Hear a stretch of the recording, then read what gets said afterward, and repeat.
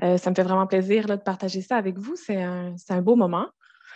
D'ailleurs, les foires aux questions virtuelles ils ont été imaginés pour recréer un peu l'ambiance que vous auriez vécue lors d'une fête des semences en présentiel. Même en fait, je pense qu'on va aller un petit peu plus loin là, qu'est-ce que vous auriez normalement vécu en présentiel. Je tiens à souligner le travail d'adaptation de tout le monde ici présent, tant au niveau de l'organisation que de la participation, parce qu'on sait que s'adapter à une nouvelle réalité, ça demande un petit effort. Alors, je vous remercie d'être présent. Je vais vous partager quelques détails techniques. Cet événement-ci va être filmé et rediffusé. Donc, c'est un bon moment si vous voulez éteindre votre caméra, si vous ne voulez pas être filmé. Vous allez pouvoir poser des questions à la suite des 3 présentations de nos intervenants. Vous avez 2 options pour poser les questions. La première option, c'est de lever la main. Pour lever la main, vous cliquez sur le bas de votre écran, de votre fenêtre Zoom. Il y a Réaction. Vous cliquez dessus, vous allez voir l'option Lever la main. Ou sinon, si vous avez une version antérieure, là, près de Participants, vous allez avoir l'option Lever la main. Ça va être écrit aussi dans le chat si jamais, pour un petit rappel. Ou vous pouvez écrire directement vos questions dans le chat, puis on va les regarder là, en ordre d'arrivée, en ordre de priorité. Également, j'aimerais vous inviter à remplir le formulaire d'appréciation. Si ça n'a pas déjà été fait, on a un formulaire d'appréciation sur l'événement dans son entièreté. Le lien va être dans le chat disponible. Si vous participez, vous courez la chance de gagner 2 paquets cadeaux, gracieuseté de la boutique du Jardin botanique de Montréal.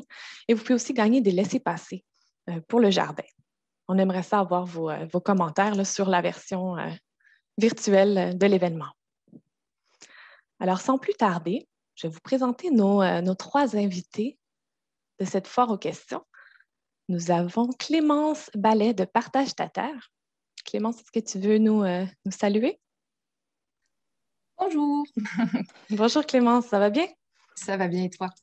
Oui, ça va, merci. Bonjour tout le monde. Est-ce que Comme, je présente tout de suite le comme, projet? non, c'est ça. Comme deuxième invité, nous avons Téprine Baldo de Semences Le Noyau, Zombie Seeds. Est-ce que tu es là, Téprine? Allô, bon matin, bon dimanche. Merci Bon d'être là. dimanche. Merci à toi d'être là. C'est un plaisir. Et puis, nous avons aussi Patrice Fortier de la Société des plantes. Bonjour. Bon matin. Ouais. Merci d'être là. Alors, je vous explique, c'est ça, on est fin prêt là, à écouter nos invités qui vont nous faire une petite présentation. Ils vont nous parler un peu de leur métier, de leur expertise. Puis, à la fin des 3 présentations, on va passer là, en mode question. Alors, je pense qu'on pourrait commencer avec Clémence Ballet de Partage ta terre, qui nous a confié un peu plus tôt là, qu'elle aime bien penser à tous les projets puis à tous les jardins qui vont apparaître un peu partout cet été. Alors, on sait qu'il y a beaucoup d'engouement là, avec les jardins, surtout en milieu urbain. Clémence, est-ce que tu veux nous parler un petit peu plus de Partage ta terre? Oui, merci Julie. Ça fait plaisir. Bonjour à tous. En fait, moi, c'est un petit peu particulier. Je ne suis pas semencière. Aujourd'hui, je viens vous parler en tant que citoyenne, comme vous. En fait, avec d'autres citoyens de l'arrondissement Rosemont-la-Petite-Patrie à Montréal, on a fait le constat qu'il y avait beaucoup de personnes qui cherchaient un terrain ou jardinier, qui n'avaient pas accès à la terre, et beaucoup de terrains qui étaient inexploités dans notre voisinage. Donc, on a eu cette idée de créer un petit peu des jumelages entre les gens qui veulent jardiner et les gens qui ont des terrains inexploités. Puis, l'initiative s'appelle Partage ta terre. C'est porté en fait par l'organisme Solon Collectif. Je ne sais pas si certains d'entre vous connaissent, un organisme qui est dans Rosemont-la-Petite-Patrie, un organisme à but non lucratif. Puis donc c'est ça, en fait, on avait vraiment envie déjà de créer des liens de proximité entre les voisins, surtout en ce moment, on pense que c'est vraiment important, puis d'aller assouvir notre besoin de mettre les mains dans la terre et puis de participer à notre autonomie alimentaire. Donc, on a plusieurs sous-objectifs là-dedans. En fait, c'est ça, on veut vraiment donner un accès à la terre aux citoyens. Il y a aussi un objectif de verdissement, d'embellir nos milieux de vie. On considère que c'est quand même important. Puis, créer du lien social en allant à la rencontre de ses voisins, participer à son autonomie alimentaire en développant ses connaissances et également participer à la transition écologique. Donc, l'idée, c'est qu'à partir de mars, on va rechercher activement des prêteurs de terrain. Et puis, peut-être avec l'aide des jardiniers qui cherchent aussi des terrains, on pense faire aller un petit peu de porte à porte pour aller rencontrer nos voisins et voir s'ils acceptent de nous prêter leur terrain. Et ensuite, on va créer des jumelages en avril-mai. Puis, on va aider un petit peu le processus à se faire à travers la saison.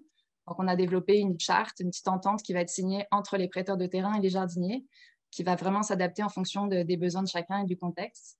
Et puis ensuite, jusqu'à la fin de la saison, on va accompagner ces personnes à réaliser ces petits jumelages.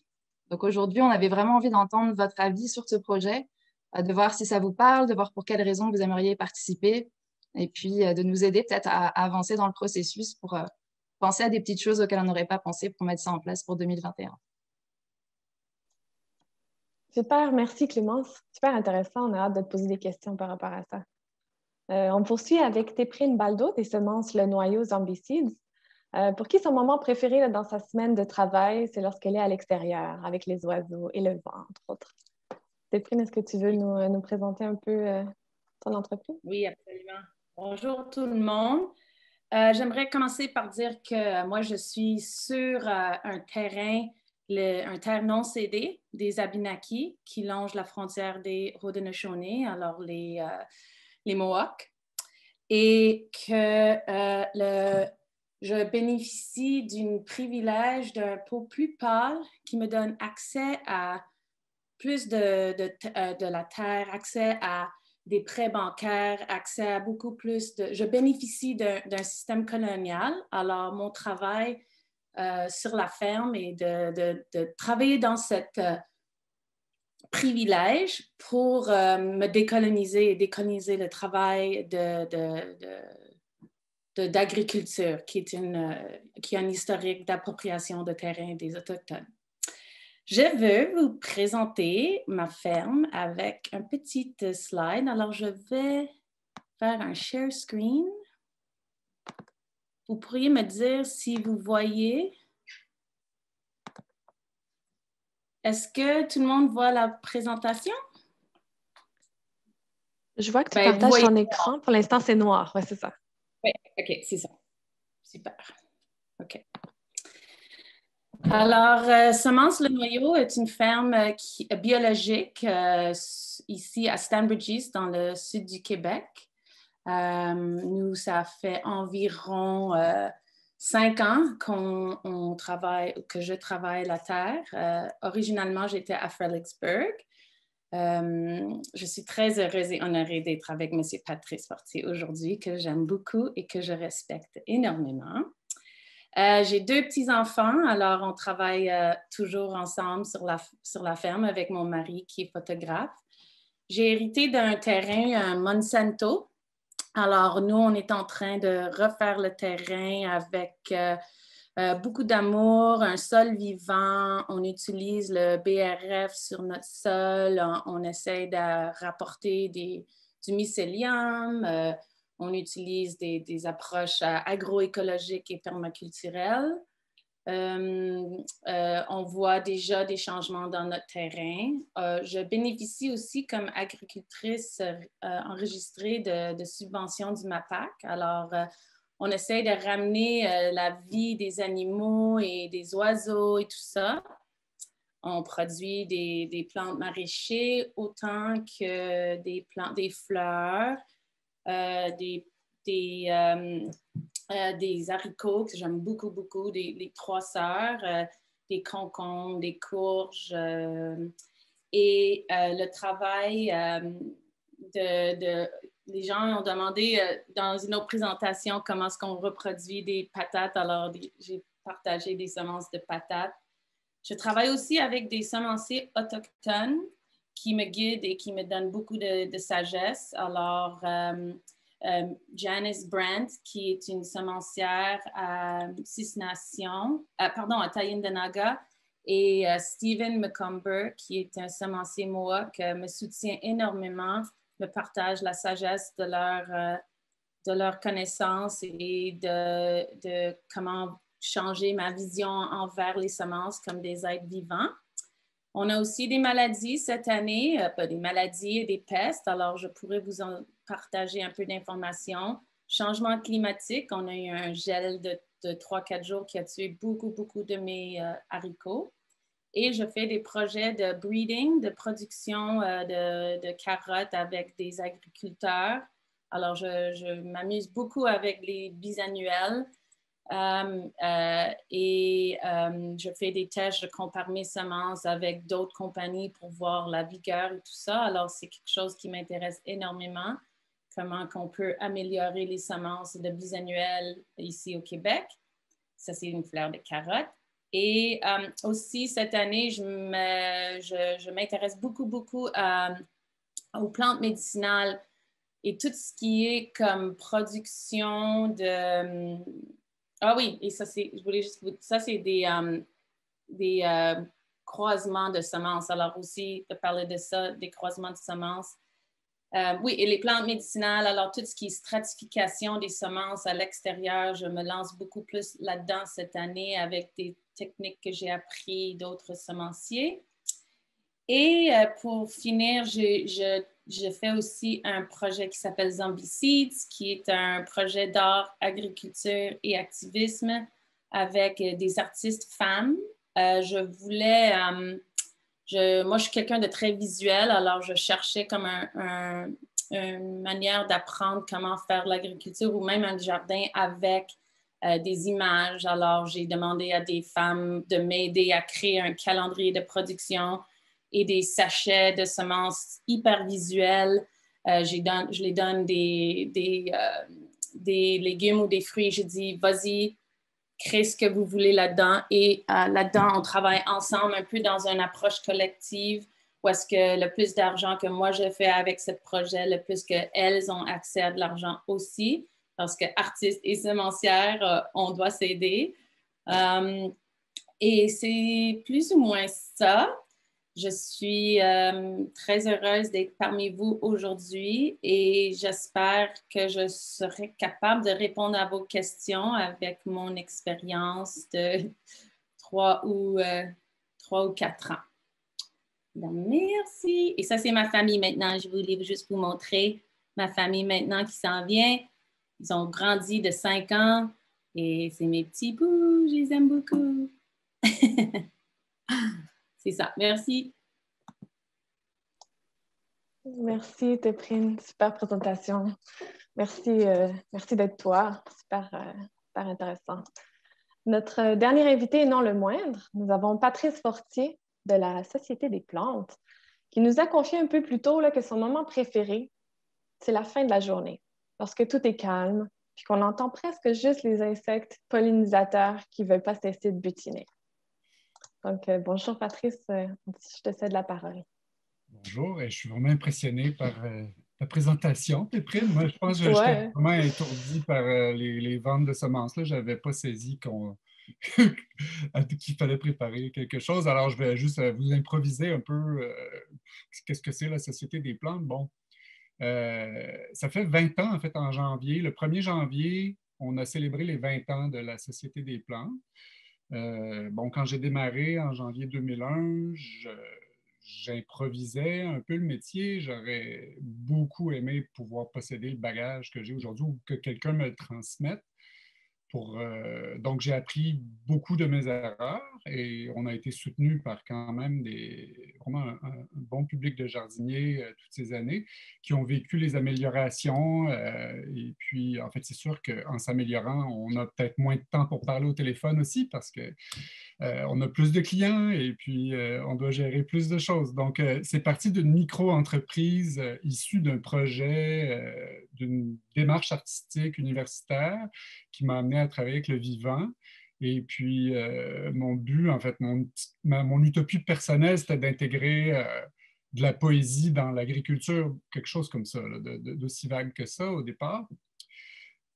Ce qu'on essaie toujours de faire, entre autres, bon, comment ça peut se manifester aujourd'hui, c'est d'intégrer une approche musicale dans la fertilisation des légumes pour l'organisme de certification, comme on joue des morceaux d'accordéon moldave à une plante qui vient de la Moldavie, des choses comme ça.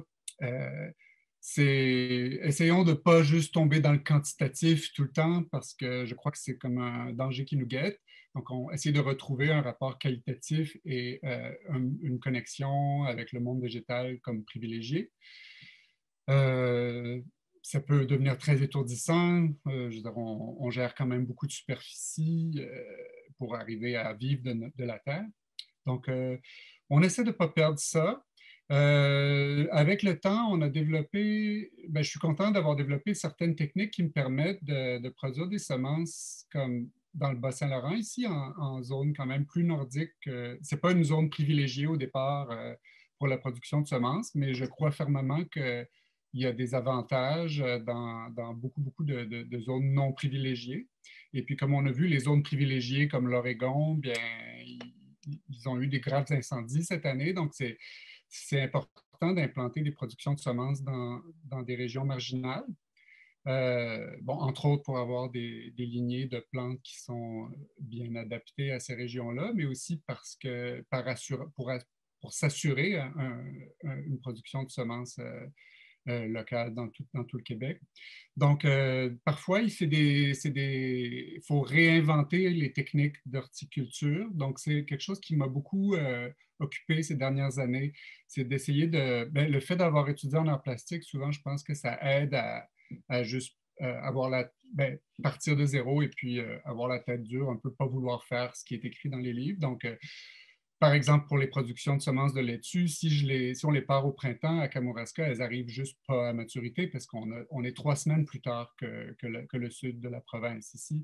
Donc, j'ai essayé différentes dates de semis l'année précédente. Donc, souvent, je vais transformer les annuels en bisannuels pour arriver à avoir des semences au bout du compte.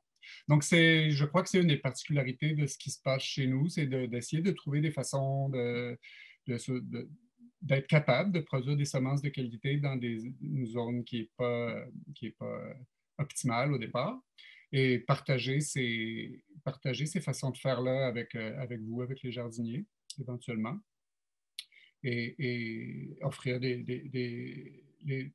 une génétique de plantes qui vont résister à des endroits venteux et plus frais comme chez nous, parce que c'est sûr que beaucoup de plantes qui sont sélectionnées dans des zones plus humides et plus calmes, ils vont être peut-être moins adaptés à des zones de bord de mer. Il y a de plus en plus de tempêtes très fortes. Donc, c'est des choses qui m'occupent tout le temps, trouver ces génétiques. Et voilà, je crois qu'on va s'étendre plutôt dans les questions. Parfait, merci Patrice. Merci. Oui, c'est ça. Donc, on est rendu à la période de questions. Comme je vous ai déjà mentionné, vous avez 2 options. Soit vous inscrivez les questions dans le chat. Il y en a certains qui ont déjà commencé. Puis, ou sinon, vous levez la main, puis à tour de rôle, je vais vous nommer. Vous pouvez réactiver votre micro puis poser votre question. On pourrait commencer tout de suite avec la première qui avait été posée de Patrick Marchand qui demandait quels quartiers font partie de Partage ta terre. Est-ce que c'est juste Rosemont? Oui, merci pour la question. Actuellement, nous, on a lancé ça dans Rosemont, la petite patrie, parce que le projet avait été un peu initié par Solon Collectif, qui est dans Rosemont. Mais il y a plusieurs personnes d'autres arrondissements qui se sont jointes ponctuellement à notre comité parce qu'ils avaient la même envie de jardiner dans leur quartier et qui étaient prêts éventuellement à développer dans leur arrondissement. Donc, nous, on est tout à fait prêts à partager nos outils et notre démarche avec d'autres personnes, d'autres arrondissements, en fait, et à vous accompagner un petit peu avec l'expérience qu'on a eue à Rosemont. Mais c'est sûr que dans l'immédiat, on va se concentrer dans Rosemont, la petite patrie, pour le comité existant. Mais à terme, on aimerait évidemment étendre ça à Montréal, au Québec, au Canada, à l'univers. Parfait, merci. Il y a Caroline Magard qui pose une question pour Téprine. Est-ce que les semenciers autochtones avec qui vous collaborez vendent leurs semences en ligne? Et si oui, est-ce qu'on peut avoir leur lien? Habituellement, je ne parle pas de la part des semenciers autochtones, mais non, pas vraiment.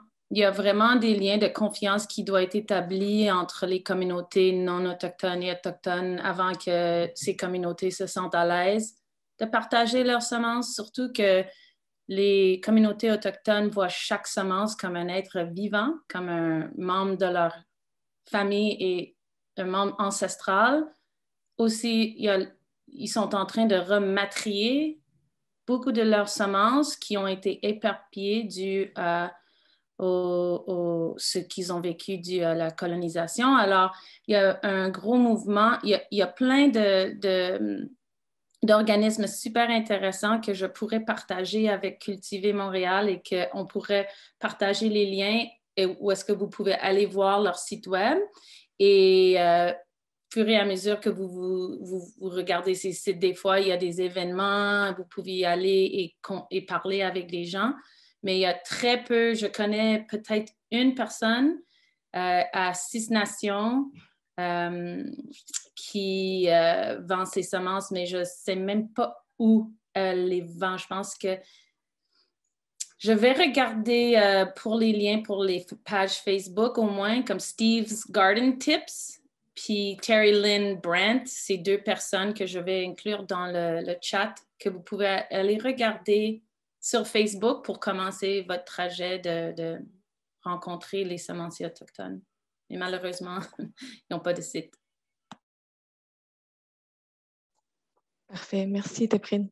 Tu vas mettre dans le chat, dans le fond, ce que tu as maintenant. Merci. Il y a une question pour Patrice Fortier de René-Claude Martin.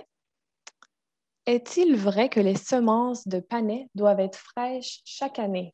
Ce qui expliquerait pourquoi certaines années, la levée des semences est plus difficile. Et allez-vous avoir le panais de Student disponible cet hiver? C'est deux questions. Pour la disponibilité, il est disponible depuis plusieurs semaines sur notre site et en version sachet puis en paquet de 6 grammes, paquet un peu plus gros. C'est pas vrai que les graines doivent être fraîches chaque année, non. Les graines ne se conservent pas beaucoup d'années, ça c'est vrai. Mais souvent, moi, je les renouvelle à tous les 2 ans parce que c'est une plante bisannuelle. Et puis la deuxième année, comme là, on est dans la deuxième année, c'est-à-dire que j'ai des panais qui passent l'hiver sous la neige qui vont fleurir cet été 2021 pour donner un nouveau lot de semences. Mais les graines qui sont en vente en ce moment sont à 80% ou 78 ou 79, quelque chose comme ça, de germination. Donc, elles sont dans la deuxième année. C'est sûr qu'il y a eu une mauvaise réputation qui s'est établie avec des graines de panais probablement qui traînaient dans des sachets de compagnies, de plus grosses compagnies là, qui sont sur des étalages. Il y a peut-être une moins bonne gestion là, qui s'est faite. Et c'est une graine qui va prendre un peu plus de temps à germer, donc il faut conserver le sol humide. Donc souvent, les gens pensent que ça n'a pas germé, mais c'est parce qu'il faut garder le sol humide pendant 2-3 semaines, donc 2 semaines. Alors voilà, mais un des gros problèmes de la production de semences de panais, c'est la présence de, si vous voulez vous faire vos propres semences, c'est la présence de panais sauvages sur le territoire parce que c'est une plante qui est forte, très attirante pour les insectes pollinisateurs, donc ça prend vraiment une bonne distance entre chez vos panais en fleurs et les autres panais en fleurs sauvages. Parfait, merci. Il y a Noé Sardin qui a la main levée. Voulez-vous réactiver votre micro, mon chat?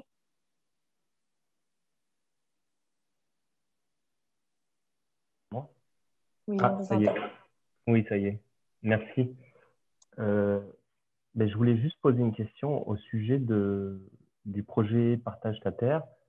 Si j'ai bien compris, l'idée, c'est d'ouvrir son jardin au voisinage. C'est par quartier.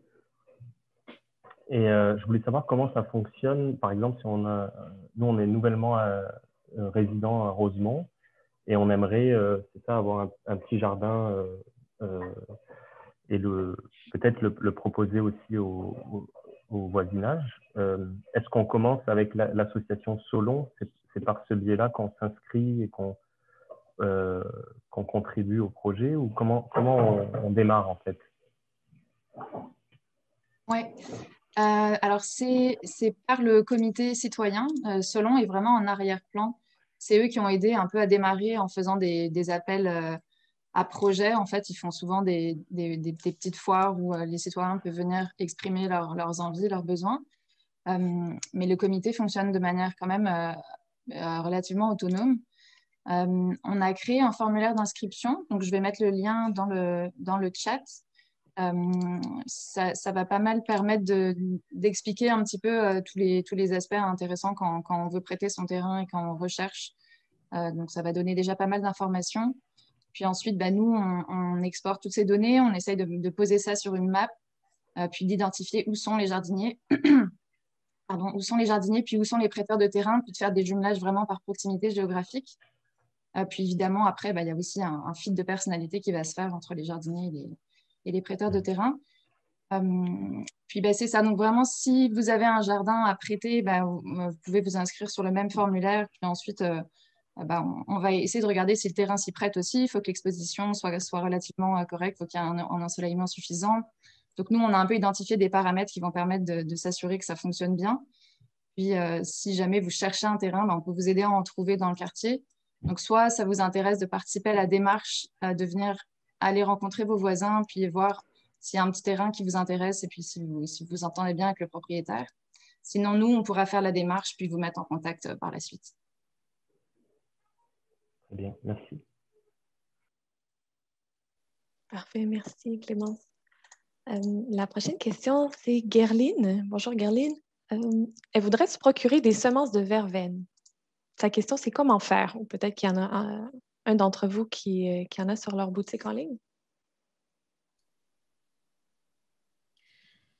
Pour notre part, on a la verveine bleue qui est la verveine indigène, mais j'aimerais spécifier que c'est pas la verveine qui est offerte en tisane digestive à la fin des repas, là, à laquelle on est habitué. Souvent, les gens vont penser à la verveine citronnée. La verveine citronnée, c'est un petit arbre tropical qu'on peut garder comme plante de maison. Donc, il faut juste savoir que ce n'est pas ça qu'on va avoir à partir de graines de verveine bleue.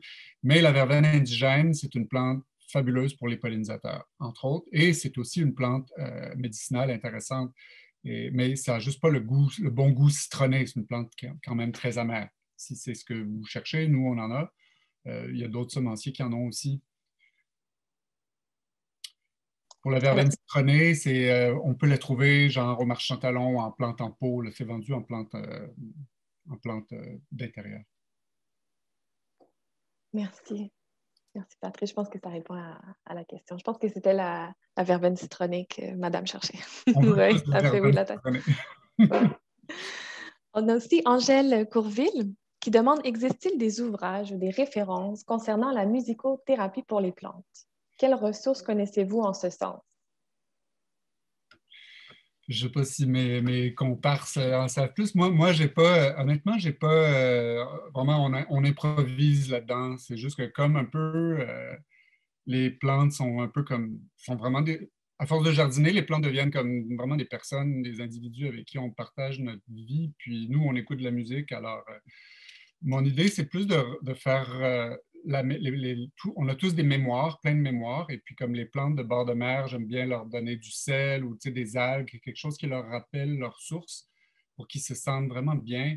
Et donc, une plante qui vient de Moldavie, je me suis dit, elle a grandi dans la musique, tout fait partie du territoire. Donc, c'est vraiment une approche très, très improvisée et simpliste chez nous. Mais la plante a très bien survécu à la grêle cette année-là, donc allons savoir. Il aurait fallu faire des études comparées pour vraiment prouver que la musique a eu un effet, mais ça nous plaît de continuer. Merci. Il y a Diane Brouillette qui demande à Patrice Portier: nos plants de fraisier alpin à fruits rouges dont les semences ont été achetées à la Société des plantes produisent très bien. On voudrait faire des semences. Comment fait-on? Est-ce que les plants auront les mêmes caractéristiques que le plant parent? Nous sommes dans le Bas-Saint-Laurent. Ça, c'est une bonne question. Double, en fait, il y a deux aspects. Comment fait-on? C'est difficile d'extraire parce que dans les fraises, comme dans plein de petits fruits, les graines, c'est tous les petits, ce qui ressemble à des grains de sable qui sont pris dans la pulpe. Donc, oui, ce qui est difficile, c'est d'extraire les grains de la pulpe. Donc, on doit passer par une certaine fermentation où on peut laisser les fruits moisir.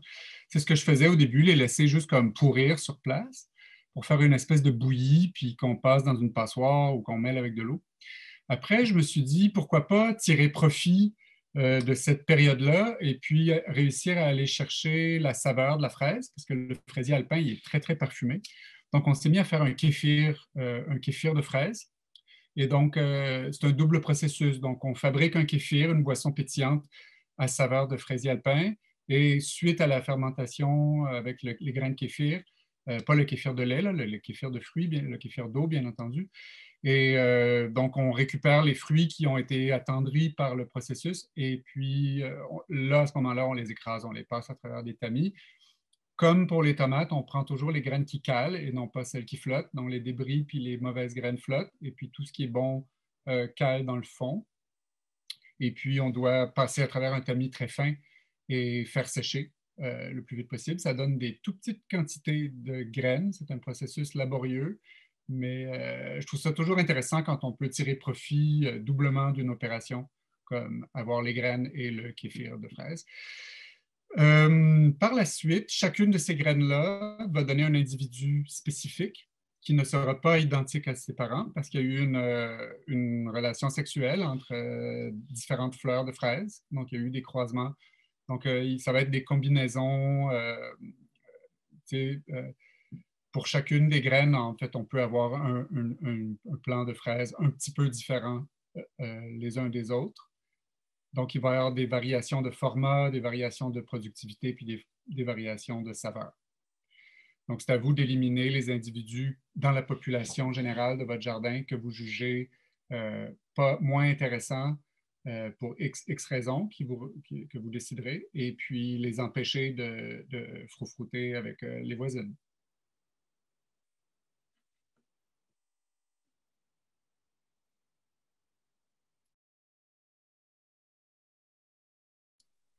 Julie, t'es mutée.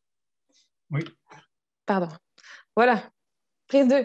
J'ai une question pour tes prix. Dans le fond, dans ton visuel, dans ta présentation, tu montrais des illustrations. Tu avais fait comme un travail avec des artistes. C'est où maintenant, ça? Comment on peut le visualiser? Comment on peut le voir? C'est en ligne sur le site web de Zombie Seeds. OK, parfait. Ouais. Vas-y, qu'est-ce que tu allais dire? Non, mais c'est un drôle de projet quand même, là, tu sais. J'aime les zombies, j'aime l'agriculture. Ça se mélange un peu drôlement, mais... C'est ça qu'on aime, c'est ça qui fait que c'est unique.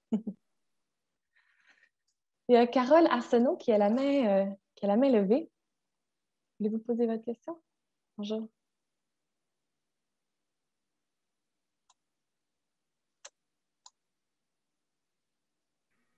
Oui, je suis là. Bonjour. Bonjour. Bon, je veux savoir, si on veut reproduire la carotte, je sais qu'elle est bisannuelle. Est-ce que, lorsqu'on va la replanter la deuxième année, est-ce qu'il faut s'inquiéter des carottes sauvages autour qui poussent pour que ça s'hybride? Est-ce que ça a possibilité de s'hybrider? Oui? Téprine et Patrice disent oui de la tête. Vas-y, Téprine. Patrice a beaucoup plus d'expérience que moi, même que lui a fait un projet d'art avec ses carottes. Mais Oui.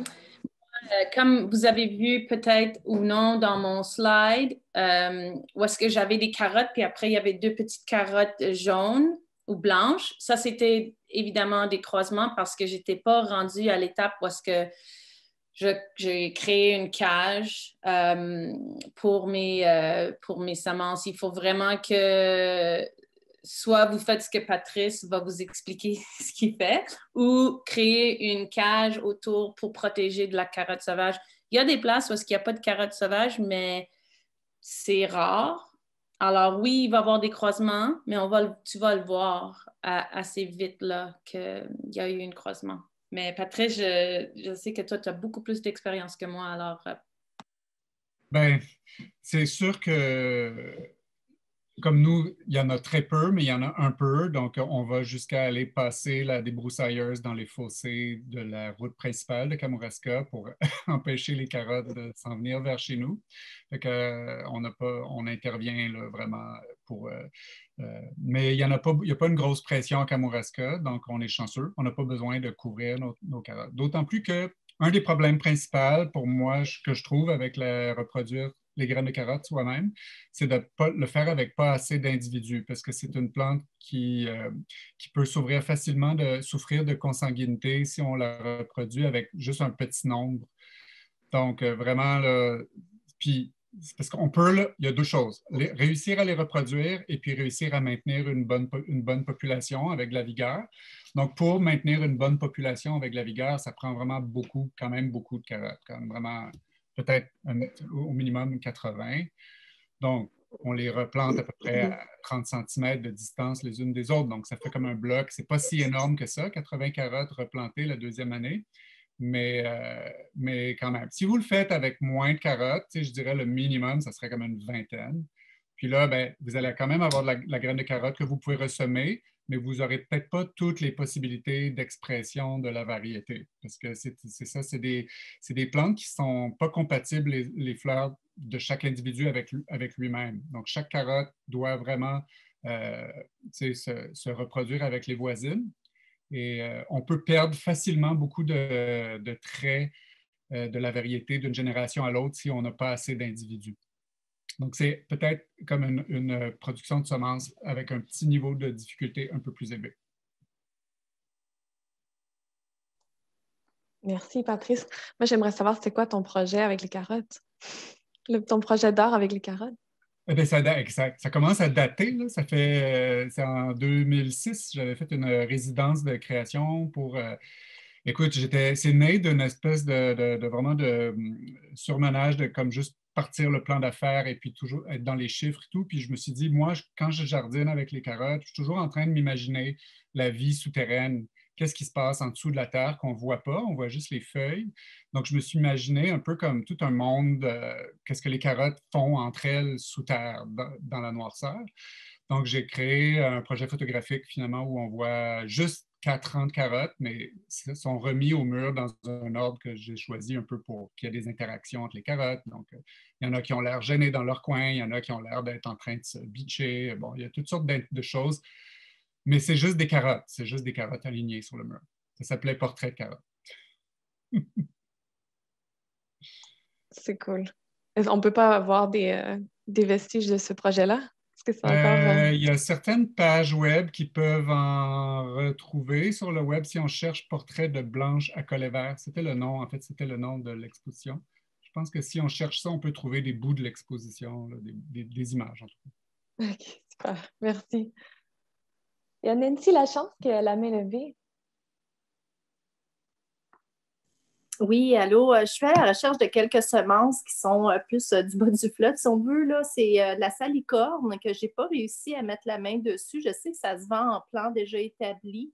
Et aussi le persil de mer. J'ai vu passer beaucoup c'était de la livèche d'Écosse, mais je ne sais pas si c'est vraiment la même chose qui pousse sur le bas du fleuve. J'aimerais recréer un petit climat chez moi où je pourrais profiter de ces herbes-là. Ben, pour ce qui est du persil mer, moi, ça fait 2 ans à cause on a des canicules extrêmes dans le Bas-Saint-Laurent, là, ben, jour des sécheresses, quand il ne pleut pas pendant 1 mois et demi pendant la floraison du persil mer. Moi, j'ai cessé de commercialiser les graines pour laisser au persil ses graines au complet parce que c'est une des plantes que je récolte en milieu sauvage quand c'est possible. Mais en 2020 puis 2019, je jugeais que c'était impossible parce que la plante a besoin de toutes ses graines pour se propager. Parce qu'il y a eu un sérieux manque d'eau au moment de la floraison, ce qui compromet vraiment la qualité des semences. La salicorne, j'en ai distribué il y a comme plusieurs années. C'est très difficile à gérer comme plante pour un commerce. Mais je cultive maintenant une salicorne qui vient du Japon, qui est beaucoup plus, qui n'est pas facile à gérer au niveau des populations de semences, mais on a des meilleurs taux de germination de façon beaucoup plus régulière. Donc, c'est une plante qui est plus grosse. Ce n'est pas exactement la même salicorne, mais c'est une plante qui va ressembler plus à la salicorne qu'on mange en Italie au printemps et qui est vraiment très intéressante. Celle-là, elle est sur notre site en ce moment. Ça s'appelle salicorne japonaise. Parfait. Donc, il y avait aussi Suzanne Barry dans le chat qui avait demandé si c'était possible de cultiver et d'avoir des semences de salicorne. Et si oui, où? Donc, on peut conclure que oui, sur ton site. Oui. C'est sûr que pour la germination, les plantes n'ont pas besoin de sel, Mais c'est sûr que c'est préférable après, pendant leur évolution, un peu comme jouer de la musique moldave aux plantes moldaves. On leur donne un petit bout de bord de mer, là, nos salicornes. On peut mettre du sel de table en grains, mais idéalement, moi, je trouve que des algues, c'est vraiment ce qui ressemble le plus à la fertilité naturelle. Donc, ça peut être une solution d'algues achetée là, qu'on peut trouver un peu à beaucoup d'endroits maintenant. Merci.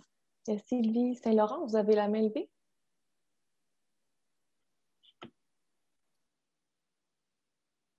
Bonjour. On ne vous entend pas, par contre. Est-ce que là, vous m'entendez? Oui. OK. Alors, la question s'adresse probablement à M. Patrice. Est-ce que vous utilisez les algues naturelles du bord de mer dans votre compost? Et si oui, comment vous gérez ça? Parce que je considère qu'il y a quand même beaucoup de sel. Alors, comment vous gérez ça si vous les utilisez? En fait, oui, j'ai eu un voisin quand je suis arrivé il y a pas loin de 25 ans dans la région. J'ai un voisin qui est décédé maintenant, qui m'avait montré, qui m'a initié. On allait chercher de la varette, du varech à la plage ici, locale, en pick-up. Puis, en fait, on les laisse simplement à la pluie un petit peu pour lessiver un tout petit peu de sel, mais vous savez, les betteraves en culture conventionnelle, là, genre les maraîchers qui vont cultiver de la betterave avec des engrais chimiques, bien, ils doivent rajouter du sodium dans les engrais chimiques. La betterave, dans la nature, tu sais, quand on retourne à la source historique, géographique de la betterave, c'est une plante de bord de mer, comme les choux, donc, et comme la salicorne, bien entendu, mais qui n'a pas été domestiquée. Donc, c'est une plante qui va tolérer le vent, les embruns salés, l'air froid, l'eau glacée. Donc, on n'a pas besoin de dessaler nos algues. Ceci dit, je n'utilise pas les algues comme un fertilisant comme tel. Ce n'est pas tant pour les valeurs de NPK, d'azote et puis de phosphore puis de potassium. Je l'utilise comme des oligo-éléments. L'IA, tous les petits micronutriments et le côté hormonal, c'est un supplément. Donc, qui va aussi changer la saveur des légumes. J'en mets même sur les tomates, les plants de tomates et les carottes. Mais je mets ça un peu comme on saupoudre du sel sur un aliment qu'on mange, ou peut-être plus comme on mettrait du parmesan sur des pâtes, là, je dirais, là, comme quantité. Donc, ça va agir au niveau de la santé de la plante et puis ça va modifier la saveur. Les carottes sont vraiment très bonnes avec un ajout de... Donc, ça fait partie vraiment de ma petite cuisine du potager, mais que je ne mets pas sur tout le monde systématiquement. Je choisis les plantes sur lesquelles je la mets. OK. Donc, quelques jours sous la pluie pour enlever un peu de sel. Après ça, moi, je les fais sécher. Et puis, je les effrite. Vous pouvez piler dessus. Je fais comme une farine. OK, OK. Donc, surtout betteraves, salicornes qui ont besoin de quand même beaucoup de sel. Les autres, c'est avec parcimonie. Ben oui, tomates, carottes. Moi, je trouve que tomates, carottes, de mon expérience, sont rehaussées en saveur. Et puis, j'ai vraiment les bons résultats. Je n'ai jamais de maladie dans mes tomates. Je mets angélique et algues pour la tomate régulièrement. C'est comme un 100%. Je mets toujours de l'angélique et des algues à mes tomates. Oui. Angélique séchée? L'angélica archangélica. Oui, je la mets sous toutes sortes de formes, là, teinture mère, n'importe quoi. OK. Ça prévient les maladies fongiques. OK. Puis vous en mettez une fois par mois? J'en mets aussitôt que j'y pense. OK, bien, merci beaucoup. Je pense qu'il n'y en a jamais trop. Oui, c'est ça. Bien, merci beaucoup. Merci. Il y a Catherine Magard. Question pour Partage ta terre. Combien de personnes se sont déjà manifestées pour offrir leur terre? Et combien de personnes sont inscrites pour avoir accès à un terrain? Merci. En fait, on avait lancé le projet l'année dernière, puis on s'est fait surprendre, comme tout le monde, par la pandémie. Donc, on a eu à peu près 35 personnes qui s'étaient inscrites via le formulaire. Mais on va relancer ça cette année. En fait, là, on a eu un seul jumelage qui s'est fait l'année dernière de manière un peu... c'est un petit peu particulier, mais ça nous donne quand même un retour sur expérience. Mais cette année va être vraiment la première année officielle de lancement. Donc, en mars, on prévoit de faire plus de communication et d'aller recruter plus activement les propriétaires de terrain. On va avoir moins de difficultés à trouver des personnes qui veulent jardiner. Donc, C'est sûr que si vous avez des idées pour trouver des prêteurs de terrain et les contacter, la bonne manière pour les aborder aussi, c'est pas toujours évident, n'hésitez pas à nous en faire partie. Pardon. Parfait, merci Clémence. Il y a Noé Sardet qui est encore là. Vas-y, c'est à toi. Oui, c'est une question pour Patrice. Je suis très intéressé par cette méthode que vous mentionnez de kéfir. Moi, je fais du kéfir d'eau depuis des années et j'aimerais juste mieux comprendre ou avoir plus d'informations sur cette technique. Donc, l'idée, c'est de récupérer des graines de fruits qui ont macéré un peu dans le kéfir, dans la deuxième fermentation, j'imagine. Et est-ce que vous avez des documents ou est-ce que vous expérimentez simplement sur ces techniques?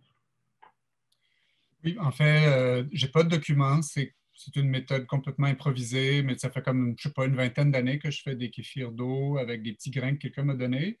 Donc, c'est sûr que j'ai fait beaucoup d'erreurs, entre autres de mêler la saveur que je veux donner à mon kéfir avec les grains au départ. Donc, c'est vraiment une très mauvaise idée parce qu'il faut départager les grains et les retrouver. Donc, maintenant, ce que je fais, c'est que je vais uniquement partir ma base de kéfir avec les grains et je leur donne de la figue. En général, c'est ce qu'elles préfèrent. Je leur donne un peu de figue et puis du sucre et puis un peu de quelque chose d'acidulé. Et donc, je filtre, j'enlève les grains, je récupère mes grains. Et là, dans cette base-là, je mets mes petites fraises. Donc, uniquement les fraises qui sont belles, pas encore pourries, donc, qui vont avoir une bonne saveur, parce que là, elles vont communiquer leur saveur, mais je ne vais pas les écraser tout de suite. Je vais uniquement les laisser macérer dans ma base de kéfir. Quelques jours, quand je sens que l'activité, que les fraises sont devenues molles, là, on peut parce qu'il faut pouvoir les dilapider, les écraser pour que chaque petit grain se sépare de la pulpe. Donc, c'est le moment qui convient pour elles ont tout donné, quand on sent qu'elles ont tout donné, en fait, au kéfir.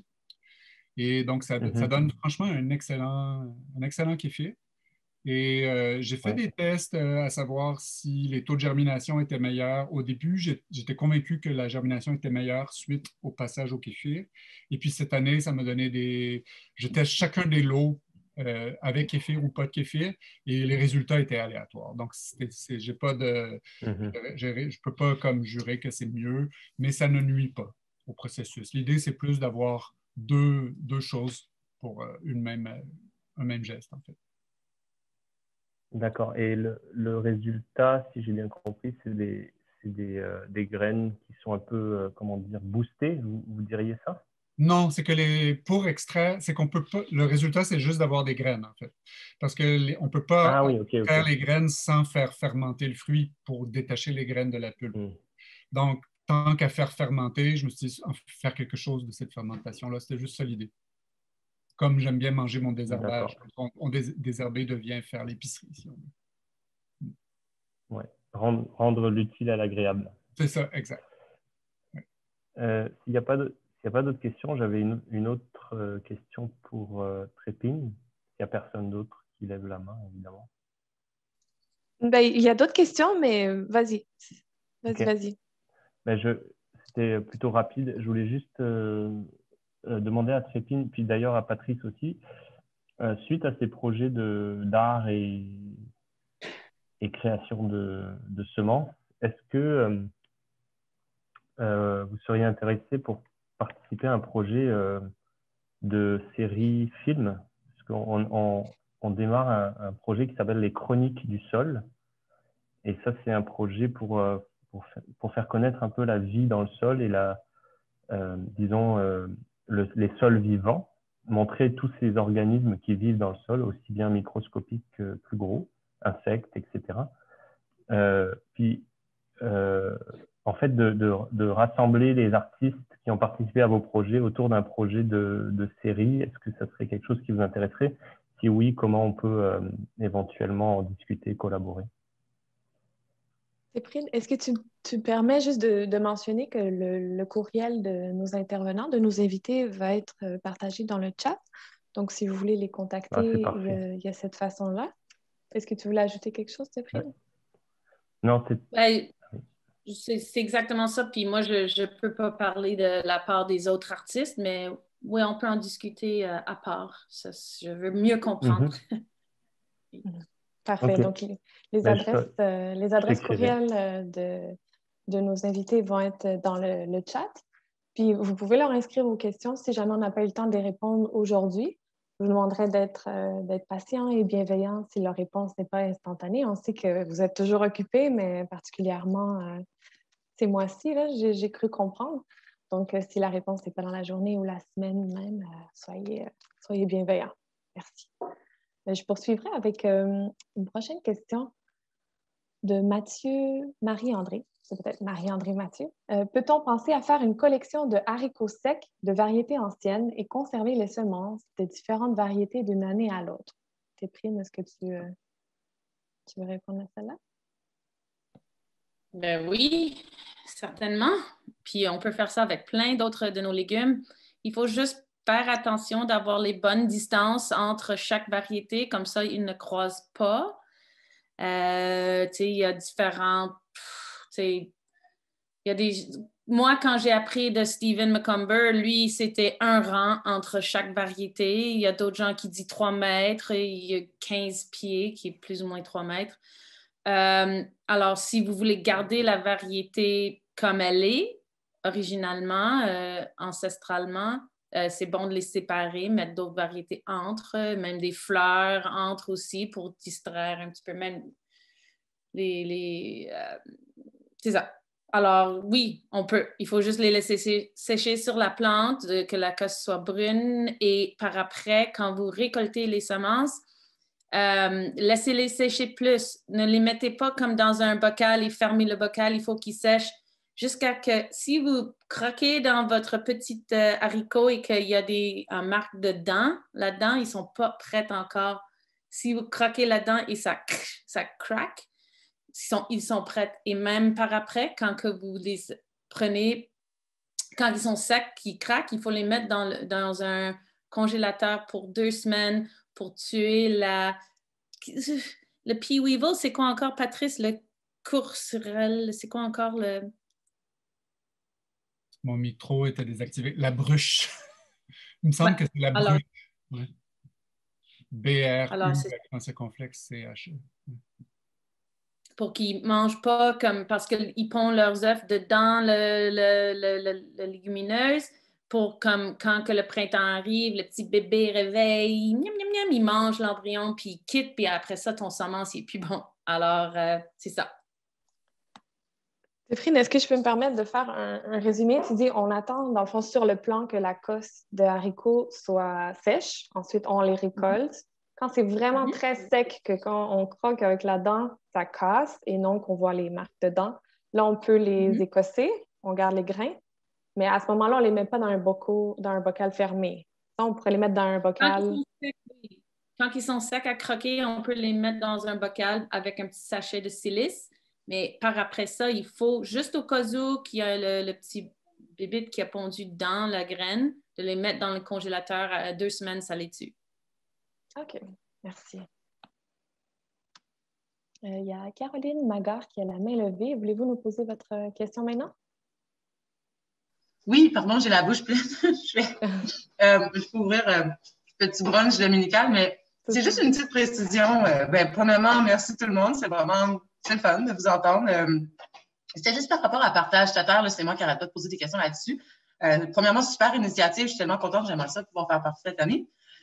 Pour une précision à ma question, c'est que c'était plus la proportion, parce qu'on s'entend qu'en ville, surtout dans Rosemont, là, les listes d'attente pour les jardins communautaires sont 675 personnes pour un jardin communautaire d'attente.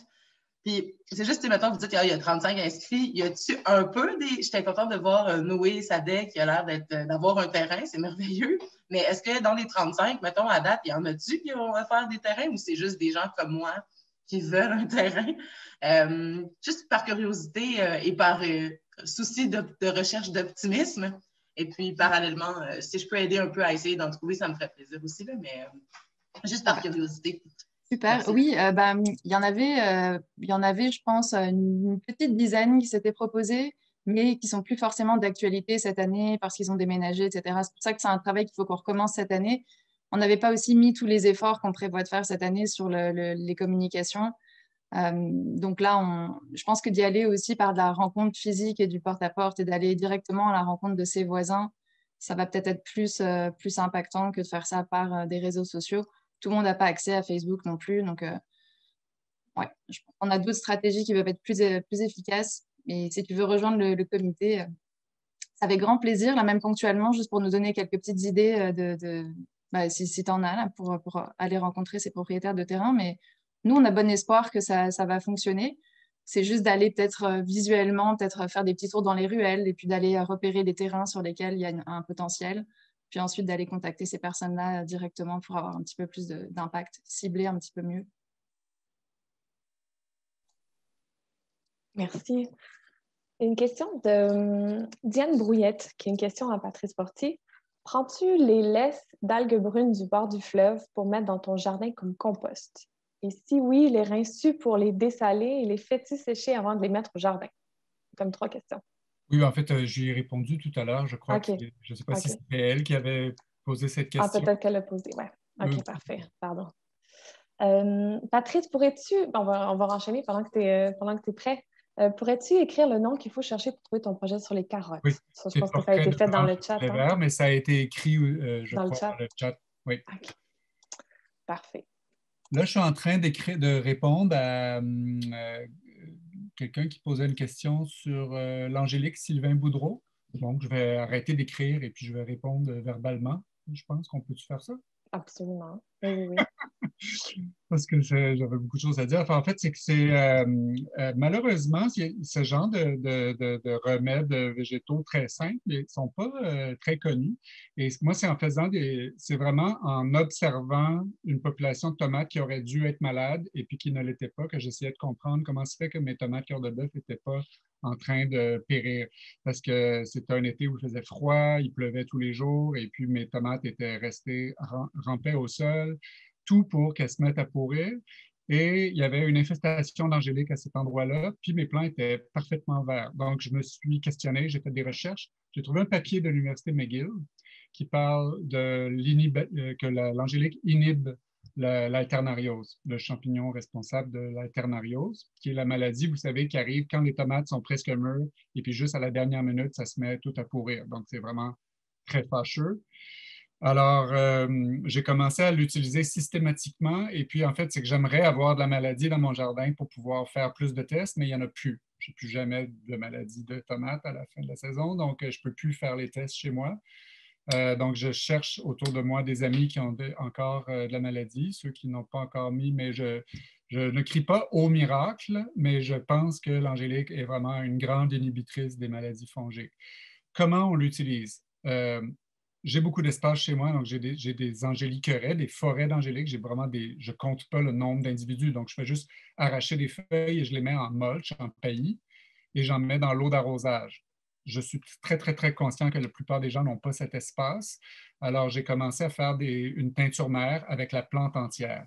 Toute la racine, les tiges, les feuilles, tout ça passé dans le robot culinaire avec de l'alcool pour faire un concentré que je dilue dans l'eau. Là, c'est expérimental. Il va falloir voir et puis j'espère que ça devrait peut-être être commercialisé, mais je crois que vous pouvez le faire vous-même.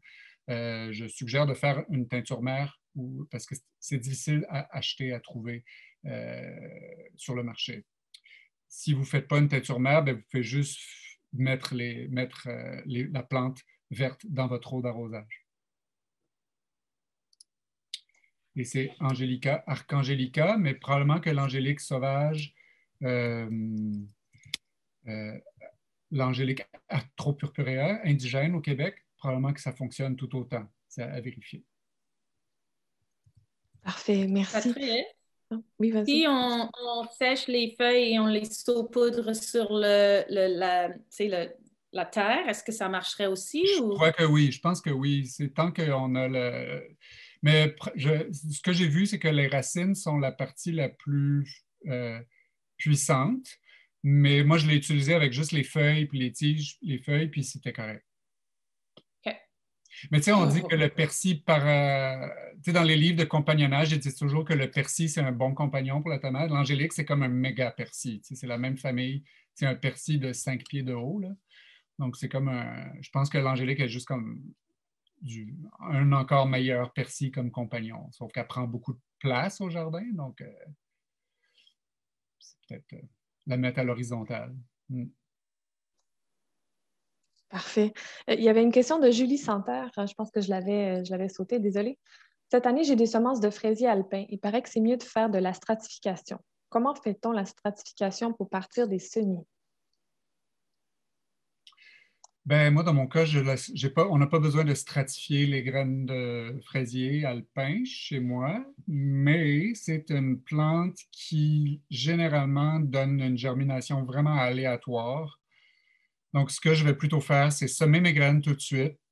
Puis là, ils germent vraiment lentement, puis pas tout en même temps, en oscillant les températures. Ce n'est pas comme une vraie stratification au froid, comme mettre au frigo, mais c'est comme faire changer les températures quand on peut avoir des modulations. Donc, des fois, c'est difficile à faire dans notre maison, mais si vous avez des pièces moins chauffées, peut-être bouger vos semis d'une pièce à l'autre pour que les températures changent. Avec un petit tour au frigo de temps en temps, pourquoi pas. Mais comme ça imite un peu la nature. Tu sais, finalement, la température n'est jamais stable. Mais la germination peut s'étaler sur 2 mois. C'est pas rare que ça s'étale sur 2 mois. Donc, il faut être patient, puis les regarder aller. Puis, des fois, ça peut aussi germer l'année d'après. Donc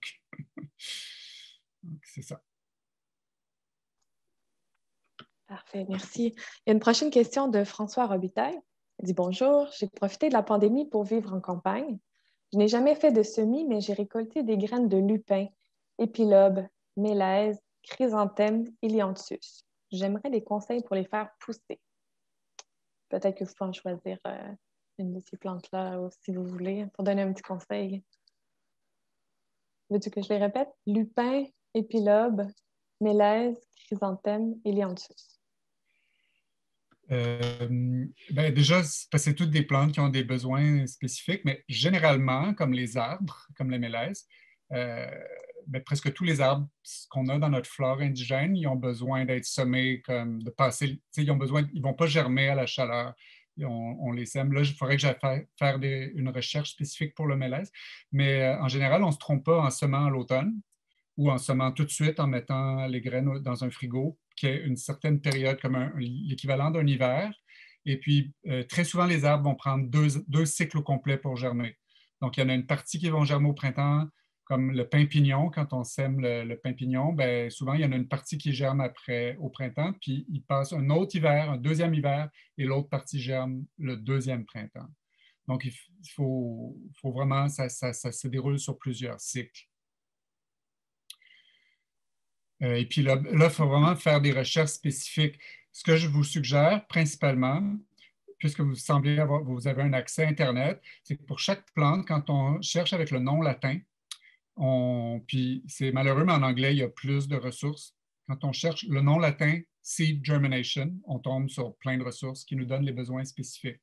Les choses à vérifier souvent, c'est le besoin de lumière ou pas. Donc, il y a des graines qui ont vraiment besoin d'être en surface pour voir la lumière, sinon elles ne germeront pas. Et puis, les besoins comme de stratification au froid, parce que beaucoup de plantes sauvages sont comme ça, ont besoin d'une période de froid. Puis, il y en a qu'on ne peut pas garder sec. Quand on a fait sécher, il y a comme les élébores, il y a des plantes comme ça de notre forêt qu'on doit semer fraîches, comme le gingembre sauvage. On doit semer les graines dès qu'elles sont fraîches. On ne peut pas les sécher puis les replanter après. Donc, c'est en cherchant chaque plante où vous pouvez nous écrire ça spécifiquement après. Là. Je voulais juste aussi, je viens de participer à une conférence de NOFA, qui est une conférence de nord-est de l'Amérique du Nord, île Tortue. Puis il y avait un grand intérêt sur la stratification puis les plantes indigènes. Alors, il y avait beaucoup de ressources en anglais, malheureusement, pour tout le monde ici qui ne lit ou ne comprend pas l'anglais. Mais une chose que je vais essayer cette année qui a été proposée, c'est de maintenant, si vous commandez, disons, des semences qui sont des plantes indigènes et qui ont besoin de stratification, Moi, ce que j'ai fait, j'ai commandé beaucoup, puis je les mets dans un pot de 4 pouces avec du terreau. Je mets les semences par-dessus, un tout petit peu de sable tout fin. Je les mets dehors. Je mets un écran, un screen fin avec un autre screen par-dessus pour éviter que les bibites, pas les bibites, mais les petits écureuils et tamiarés viennent pour déterrer les semences et je vais les laisser dehors. Je vais tenter cette expérimentation avec une stratification dans un frigo parce que de ce que la madame experte a dit, c'est que quand ils sont dehors, surtout avec les changements climatiques, ça reproduit exactement ce que Patrice disait.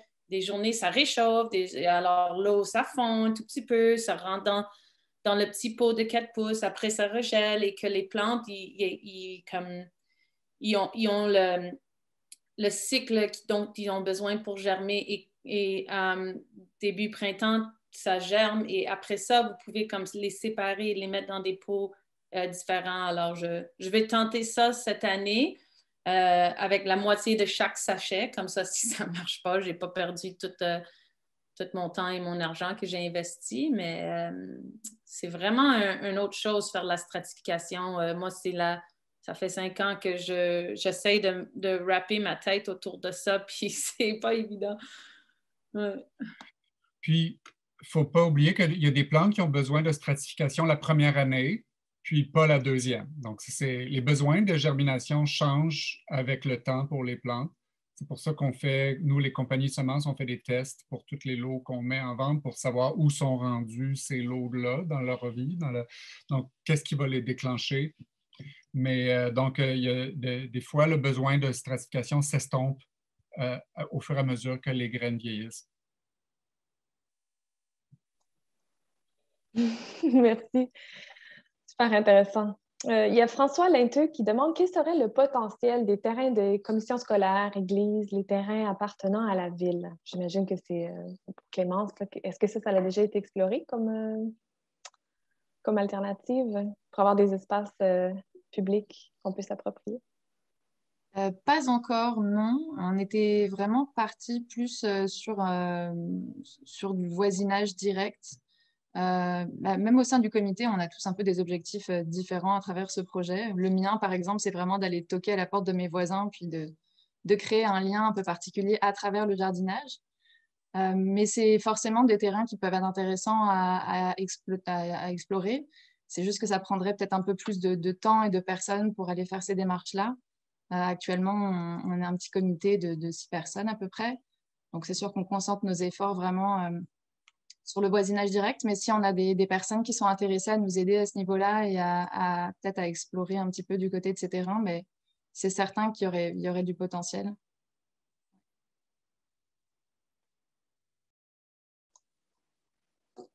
Merci.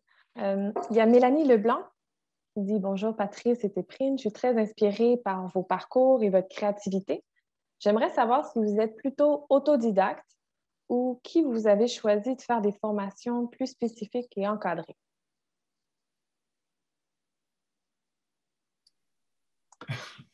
Bon, je vais briser la glace. Écoute, moi, en 96, 97, quand j'ai commencé à essayer de devenir semencier, il y avait Yves Gagnon qui, par chance, donnait une petite formation. Je suis allé suivre une formation d'une demi-journée chez lui, ou peut-être une journée, mais peut-être 4 heures.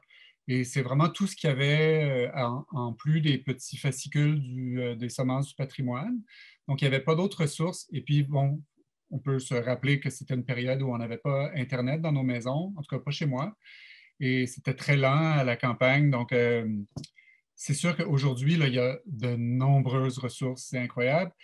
Et j'aurais vraiment aimé, ça m'aurait évité beaucoup d'essais-erreurs. Je serais allé à cette époque-là en Oregon, plutôt sur la côte ouest, des zones où il y a autant de fermes semencières qu'il y a de fermes laitières dans le bas du fleuve. C'est comme normal faire des semences là-bas.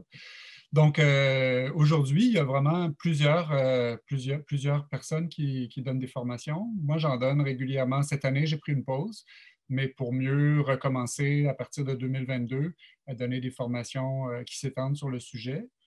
Mais puis il y a des ouvrages, il y a des bons livres maintenant. Donc, il y a des bonnes ressources et du côté européen en français et du côté américain.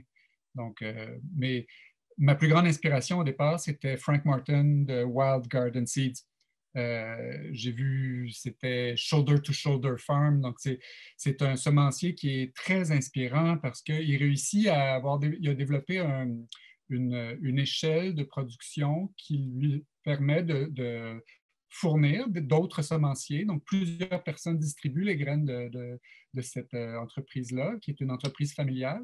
Puis, il a gardé le côté familial, artisanal. Donc, il a développé vraiment une expertise vraiment à partir de presque rien. Lui, il était autodidacte. Et en amenant une notion de plaisir et puis beaucoup d'humour dans sa façon de nommer les variétés.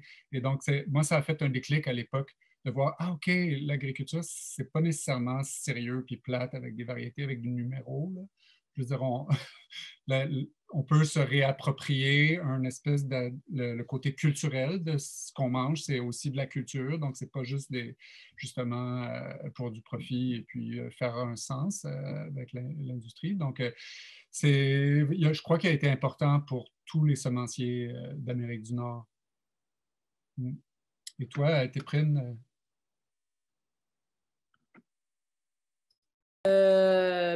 Moi, autodidacte. Mais je travaillais beaucoup dans l'éducation relative à l'environnement à Montréal, dans les écoles anglophones. Alors, j'avais comme quand même mon travail tournait autour des petits jardins, mais j'avais aucune idée de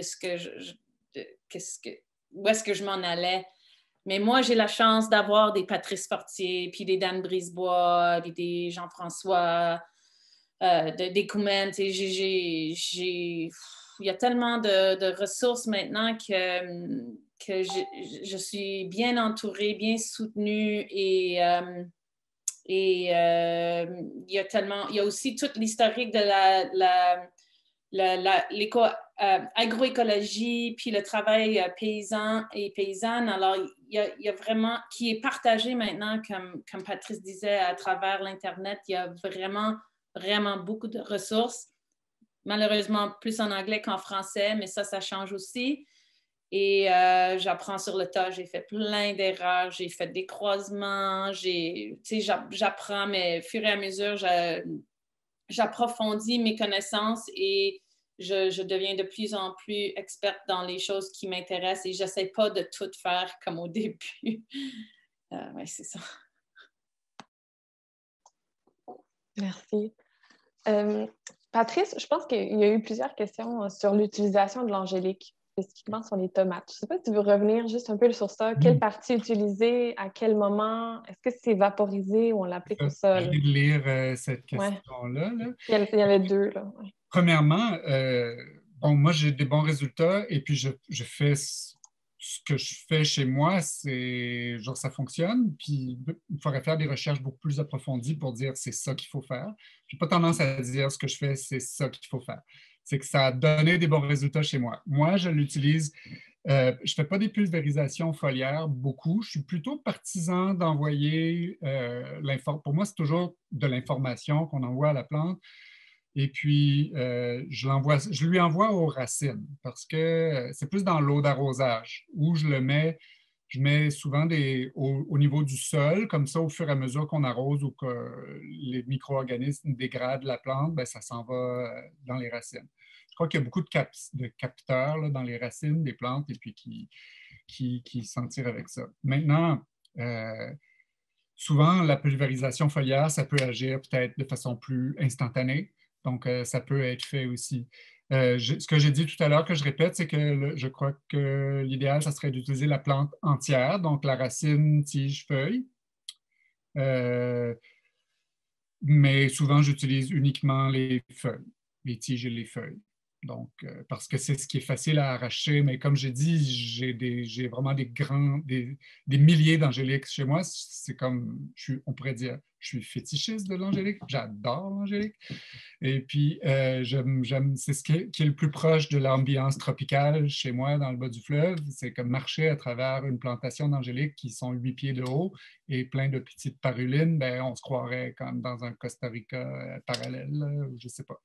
Donc, je trouve que c'est une plante qui peut nous amener vraiment à nous transporter dans nos jardins et qui fait fondre la neige. Oui, oui, au printemps, quand la neige, il y a encore un pied de neige, l'angélique, elle pousse sur la neige pour pousser, elle sort de la neige. Donc, on a l'impression que c'est elle qui fait fondre la neige. Donc, ça pousse jusqu'au Groenland.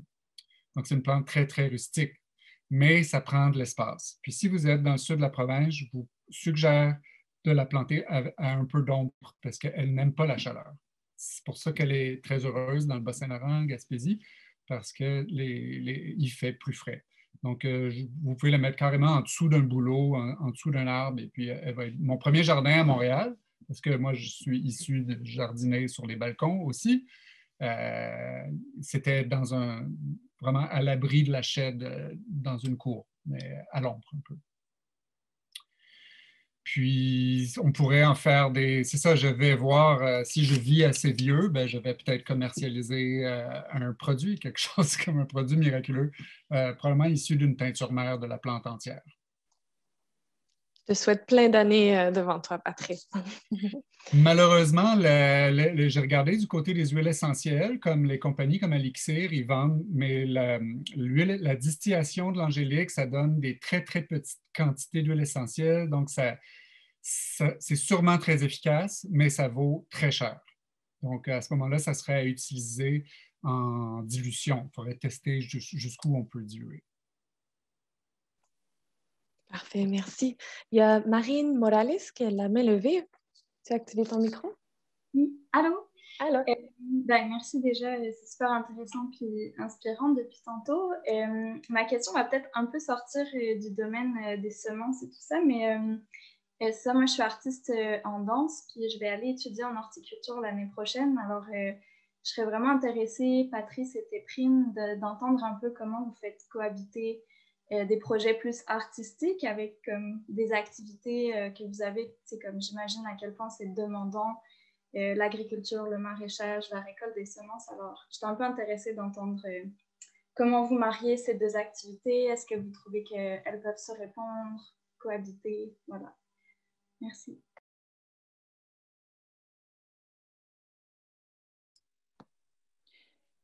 Patrice, tu veux aller avant ou? Non, vas-y, vas-y.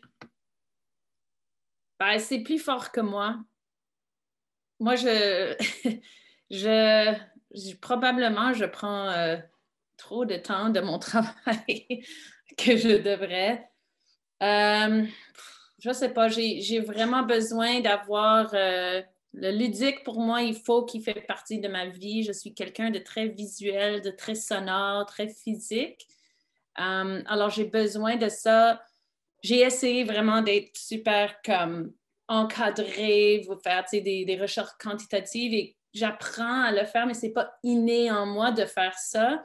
Moi, je suis plus quelqu'un de comme momentiel, pas chaotique, mais alors de marier les deux qui sont très différents parce que pour produire des choses, pour avoir l'information, pour être quelqu'un qui peut donner cette information aux gens, il a fallu que j'apprenne à plus être agricultrice que créative.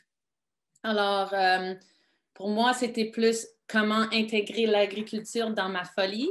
C'était plus ça. Et alors, c'était les gens comme Dan Brisebois qui est beaucoup plus encadré comme personne. Beaucoup plus encadré comme personne qui m'a donné des outils, des choses, des Excel, des choses qui m'ont aidé à gérer mon temps mieux pour être moins dans le « Ah, je suis inspirée par ça, je vais aller regarder ça » ou on va tout commencer à chanter dans le champ. Alors, moi, c'est plus ça, c'est moins comment intégrer l'art, mais plus intégrer, être organisé et de bien... Mais c'est très facile et je m'amuse beaucoup et ça m'a gardé, même en amenant l'art dans le processus avec d'autres artistes, ça m'a gardé plus focus sur mon travail parce que je commençais à m'ennuyer un peu de tout ce qui est créatif et comme... Pas que les plantes ne sont pas créatives, elles sont très créatives, ils ont des couleurs, puis ils ont leur propre fréquence, puis ça, c'est toute une autre chose. On pourrait discuter de ça, mais il y a quelque chose de beaucoup plus organisé là-dedans que j'étais très heureuse de ramener, de tout mettre ça dans une boîte artistique. Oui, bien dit, Téphrine. Moi, j'aimerais avoir toute ta spontanéité ces temps-ci. C'est peut-être aussi parce que Téphrine elle a commencé le noyau. Il fait combien de temps? 4 ans? Quelque chose comme ça? 5 ans? 5, c'est ça. Moi, avec pas loin de 20 ans, c'est ce qui est arrivé, c'est que l'entreprise, il y a eu une croissance de l'entreprise, puis la pratique de l'art est devenue de plus en plus un défi.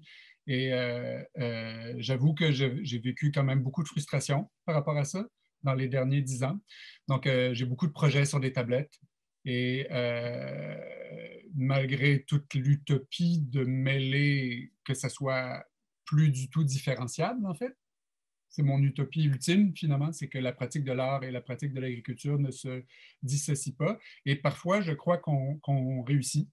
Et puis, ça se traduit par des ambiances de travail, ça se traduit par des façons de gérer le travail. Et comme dit Téphrine, je suis un peu comme elle. Moi, j'ai beaucoup travaillé pour acquérir des outils de gestion plus analytiques et puis pas sans mettre de côté nécessairement les aspects poétiques, mais trouver des outils de rendre des meilleurs, de me concentrer, si on veut, sur pas ce qui est spécifiquement artistique, parce que je dois travailler plus fort pour y arriver.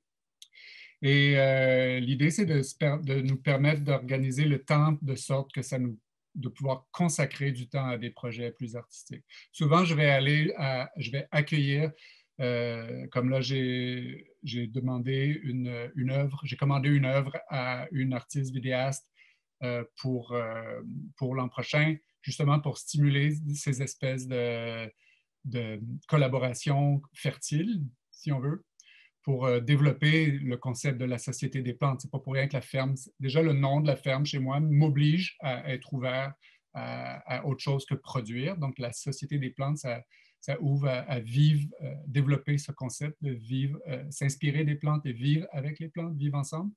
Donc l'art est peut-être l'unique façon d'en parler correctement. C'est l'unique survie, je crois.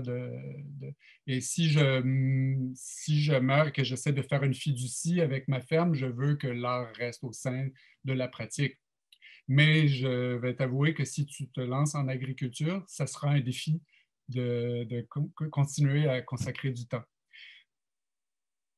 Alors, bien qu'on soit toujours en train de danser. C'est beau. On a de belles discussions ce matin.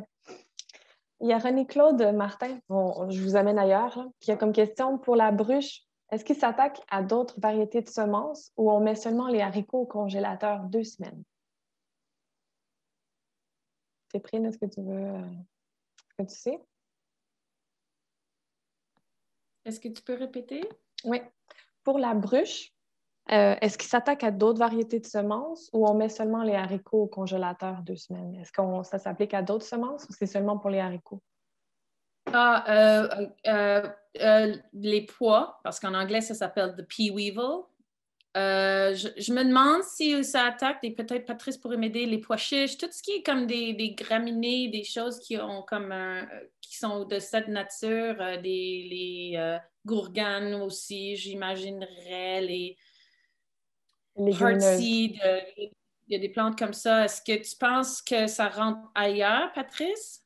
Moi, étonnamment, il n'y a pas de bruche dans ma région. Donc, c'est un des avantages d'être un peu plus au nord. Là. Elle n'est pas encore arrivée, probablement, je ne sais pas. Mais donc, j'ai souvent congelé. J'ai arrêté de mettre mes haricots et mes pois au congélateur parce que ça ne sert à rien. Mais j'ai des insectes. Ce n'est pas la bruche, mais j'ai d'autres insectes dans les graines de bardane. La bardane japonaise est très visitée. Puis les rosiers, les graines de Rosa rugosa. Donc, j'ai arrêté de commercialiser les graines de Rosa rugosa après que J'ai une cliente qui s'est plainte que quand elle a ouvert le sachet de semences, il y a des insectes qui sont envolés en dehors du sachet.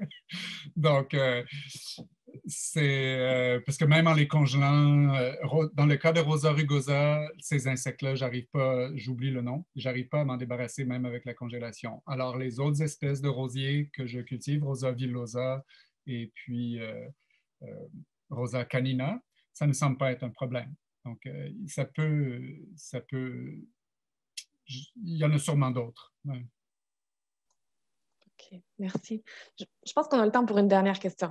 Je regarde l'heure, je pense qu'on a le temps. Il y a Gabriel Martin-Labrosse qui pose une question sur le tabac, sur les variétés de tabac. Il aimerait une variété de tabac pour créer un blend ou un mélange pour ses récoltes de tabac Virginia Gold qui rehausserait le goût à la combustion. En d'autres termes, quel tabac aurait un goût plus fort pour culture à Montréal? Est-ce que vous êtes-vous familier avec le tabac?